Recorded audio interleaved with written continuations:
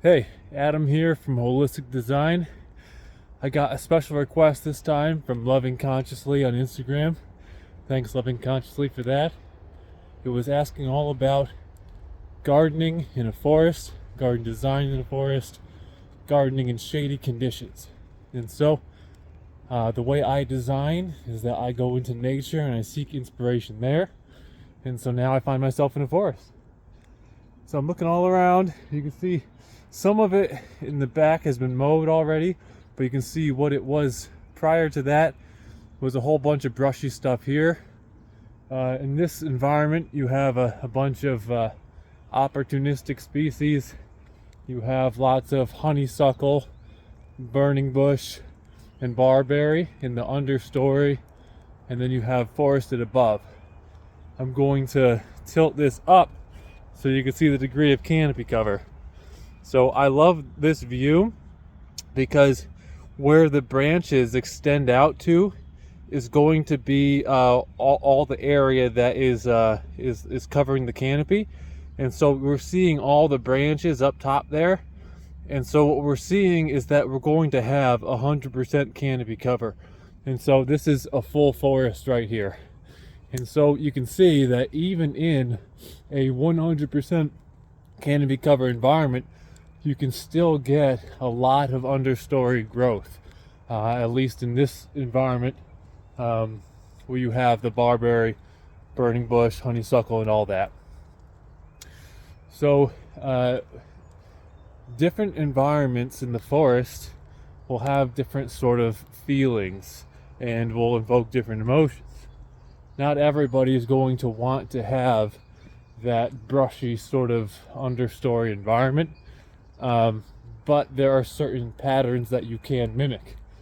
For instance, burning bush and barberry and honeysuckle, all of these plants do have ornamental cousins that can look and smell nice, even in your forested environment. So you can actually utilize the species that are going to enhance your environment. Barberry and burning bush, and those two plants will likely be sort of trimmed into maybe a shape. Could be a neat circle or something like that, sphere.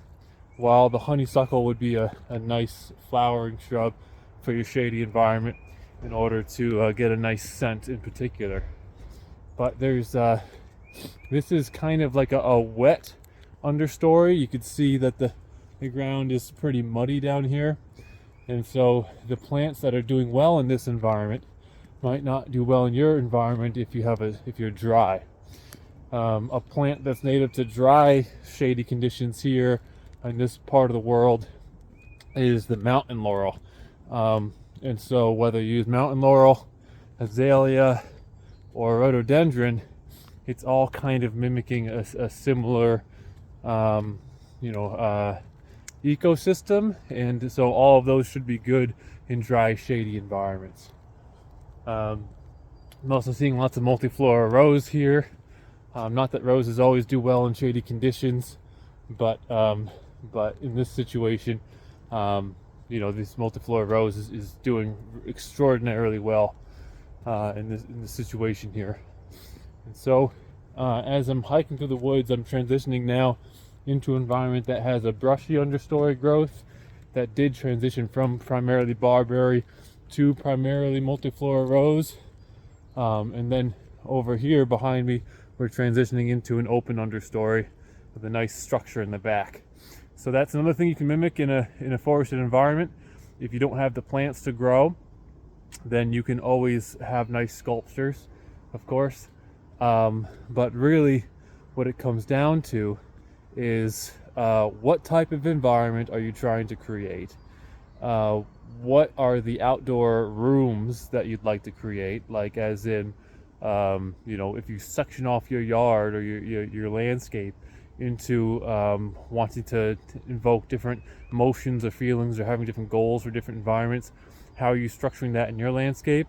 And then from there, it just comes down to finding the shade tolerant shrubs for each different situation and combining that with the percent canopy cover for that area. Here I'll do that again, where you can see that here pretty much the same. There's a small gaps in the canopy, but for the most part it's 100% canopy cover here as well. So that's something that you could do at any point at home. You look up and you see what is the percent canopy cover, and so am I in 100% shade, 60% shade, or so on and so forth, and that's going to dictate the sort of plant that you can put in your environment. So that's the key takeaway from today.